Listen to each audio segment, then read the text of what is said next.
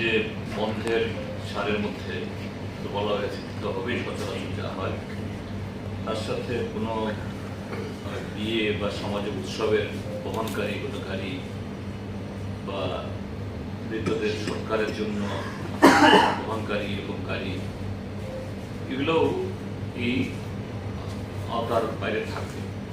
আর আগামীকাল যেহেতু রবিবার বন্ধের দিন, স্বাভাবিক কোনো পরীক্ষা নিরীক্ষার প্রশ্ন নেই, বা থাকলেও নিশ্চয়ই এটাও এর থেকে ছাড় থাকবে।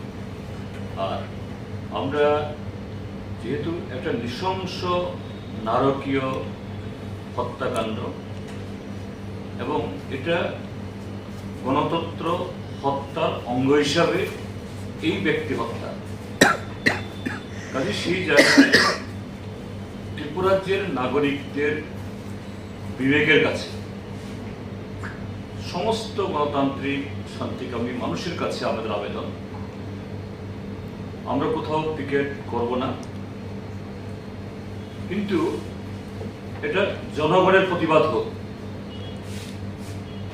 এরকম নারকীয়, অমানবিক, অগণতান্ত্রিক, স্বৈরাচারী যে এই শাসক দলের যে ভূমিকা, তার বিরুদ্ধে একটা নাগরিক প্রতিবাদ সর্বত্র গর্জে উঠুক। আমরা আশা করব যে এই রাজ্যের মানুষ শাসক দলকে এই প্রতিবাদে সামিল হয়ে জানান দেবেন যেন এইভাবে তারা যে ধরনের ত্রিপুরা তারা তৈরি করতে চাইছে, এটা ত্রিপুরাজ্যের মানুষ সমর্থন করে না।